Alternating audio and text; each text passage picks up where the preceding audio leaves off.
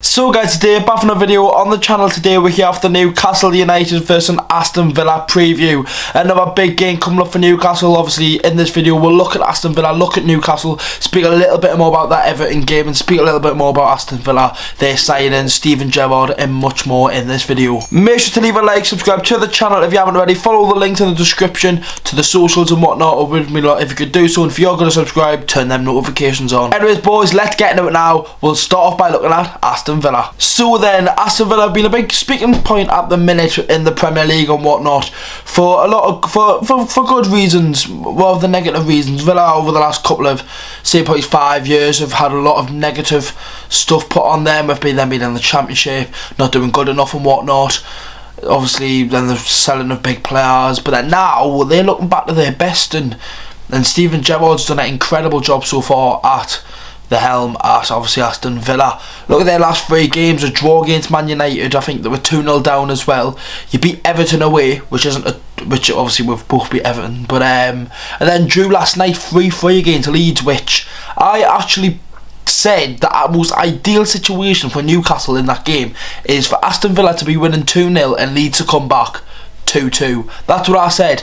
3-1, they've came back and make it 3-3, and it was, for me, that's ideal, because obviously it's not putting Leeds too high up from us, but then it's also being like Aston Villa are going to be thinking we were 3-1 up at half time, of drew 3-3.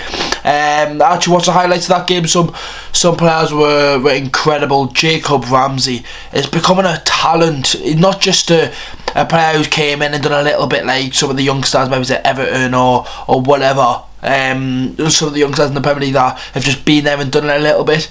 He's doing bits, and I mean doing bits. He's scoring goals for fun, and the thought with him and Coutinho doing that. Obviously we've got to speak about Philippe Coutinho as well. Obviously he was one of the best players in the Premier League before he left, and he's came back and still got it. Honestly, Coutinho on the ball, no matter how old he is, what team he's in, he'll control the play, and him getting forward with players around him like Buendia and potentially Leon Bailey when he's fit, and then you've got up front, you've got Danny Ings and Watkins. Villa have got a good team, and they dominated that game against Leeds in the first half, absolutely dominated it. You look at that and think, how they're going to do it. Actually, are they going to come into St James's Park and dominate, you could say. It will be a tough one. They are without Edric Konsa, who got 2 yellow cards against the game versus Leeds, obviously getting a red card. So he'll not be playing. Expect like maybe a Callum Chambers first start for the club or whatever. You would expect probably him to come in at centre back and fill in his Konsa's players for not being obviously play. But it will be an interesting one to see how Villa approach the game. I've seen someone on Twitter, and we haven't lost to Villa at St James's Park since 2005. At Villa Park, yes, we aren't the greatest, but they've came to St James's Park and they're not the greatest. So obviously we've already got beat at Villa Park this season. So hopefully we can go to the game and just get that win that we need. But Villa have done fantastic recently. You look at like just every player in their team and you think good player, good player, good player, good player. You get literally every player from their first 11. You go on goalkeeper and striker, and then got that one player where they're like, oh, he's shit. Like, there's not. Big signs of Lucas Dean, obviously in January, a massive signing and whatnot, and a big one. Have Aston Villa really missed out on Jack Grealish? And the answer's no. Yes, some of the players who they've signed with the money, Danny Ings has had a tough season, you could say, so far this season. Leon Bailey here, he's been injured a lot and not got much game time under his belt. But Jacob Ramsey's came in. Hopefully he doesn't do the same thing and whatnot, because obviously Grealish said he wanted to stay at Villa. Then you don't know what the future holds with money and when money's involved. But it'll be nice to see the lads at Villa do well. Obviously I know they've got a couple of youngsters who are doing well for them. So Steven Gerrard's getting the best out of his players, and that's what he done at Rangers. He got the best out of some players who just weren't performing in the Scottish Premier League, and then now they perform really well. So it's nice to see and whatnot. Villa obviously they got relegated with us, and it took them all the way up to 2019 to get promoted again. We also got promoted back in 2017. So the last couple of years have been good for them, but the last couple of years before then it's been a bit tough and whatnot. But they're doing much better now. They're doing well. They've got a good team, and they will come to St James's Park wanting to win. Let's speak about the Mags then. So as we all know, Newcastle United beat Everton on Tuesday night. A fantastic game. The vlog was insane. Limbs everything, free kick goal. It was a class game of football, and I thoroughly enjoyed it, and I think everyone did. We needed that win, and if we could get a win on Sunday, it could be massive for our club. It could be absolutely massive if we get this win. Hopefully we do. Honestly, if we did, it would be incredible. It would be, boys. Hopefully we can get it. I don't want to give too much about the team, because obviously we'll be doing the predicted team. But that performance, it wasn't just like we beat Everton in a dodgy way or whatever. Our first 2 wins of the season, Leeds and Burnley, I wouldn't say they're convincing. In that Everton game, I was convinced we were going to win when we were 2-1 up. I just couldn't see Everton scoring. And then when that third one went in, it was game, set, done. So you got to look at that and think, that's the first convincing win in a very long time at the football club.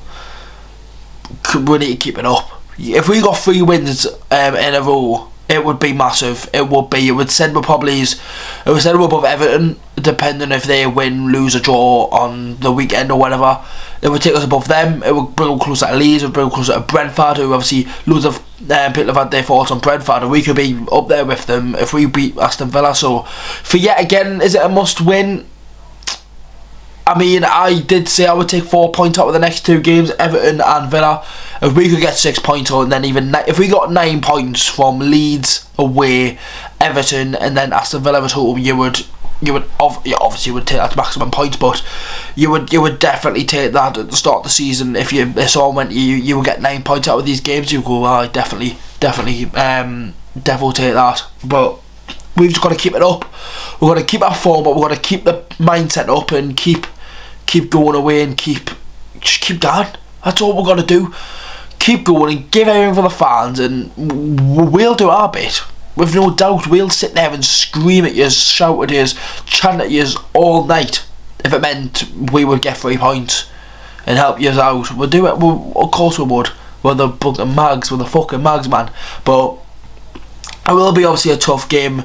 Obviously Newcastle over the recent years haven't really done much against Villa, wins wise, but it's St James Park, we need a win. Obviously our last 2 games against Villa since they got promoted back have both been 1-1 draws at St James's Park, which you look at the current state of the both clubs, you would take a 1-1, but we'll have to wait and see what happens. Obviously when we recording this, I'm not sure about injuries. Obviously we've seen Kieran Trippier limp off, we see Joe Willock limp off. I'm not quite sure what's going to happen and who's going to come in, but it will be an interesting game, lads. If I've got to say a prediction, I'm gonna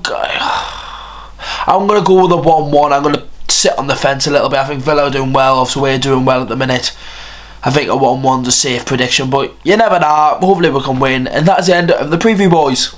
Make sure to leave a like, boys, subscribe to the channel if you haven't already. It wouldn't be a lot if you could do so.